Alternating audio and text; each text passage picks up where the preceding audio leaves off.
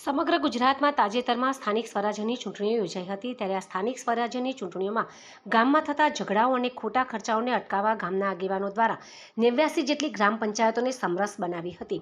ત્યારે શ્રી સમોડી માતાજીના આશીર્વાદથી અને સમસ્ત સમોડા ગ્રામજનોના સહિયારા પ્રયાસથી 28 વર્ષ બાદ પ્રથમ વખત શિક્ષિત અને યુવાન સરપંચની સાથે સમગ્ર બોડીને સમરસ બનાવી હતી। ત્યારે શ્રી સમોડા ગ્રામ પંચાયત સમરસ બનતા રવિવારના રોજ સ્નેહ મિલનનો કાર્યક્રમ નોરતા આશ્રમના સંત શ્રી દોલતરામ બાપુના અધ્યક્ષસ્થાને યોજાયો। આ પ્રસંગે સમોડા ગામના સમરસ બનેલા સરપંચ અમરતજી કપૂરજી ઠાકોર સહિત સભ્ય દ્વારા ઉપસ્થિત મહાનુભાવોનું શાલ અને બુકે દ્વારા સન્માન સ્વાગત કરવામાં આવ્યું હતું।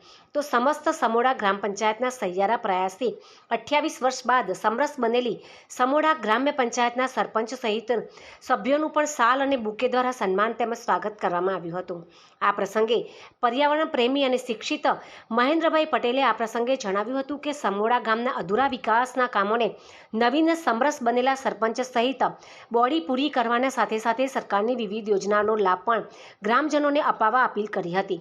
તો વિકાસના કામો કરતા કેટલાક વિદ્વાનો પણ આવશે ત્યારે તમામ સમાજના લોકો સાથે રાખીને જે સમોડા ગામનો વિકાસ કરવા પણ સરપંચ સહિતની બોડીને મહેન્દ્રભાઈ પટેલે અપીલ કરી હતી અને સમરસ ગ્રામ પંચાયત બનવા ગામની એકતા અને અખંડિતતાના દર્શન થયા હોવાનું પણ તેઓએ જણાવ્યું હતું।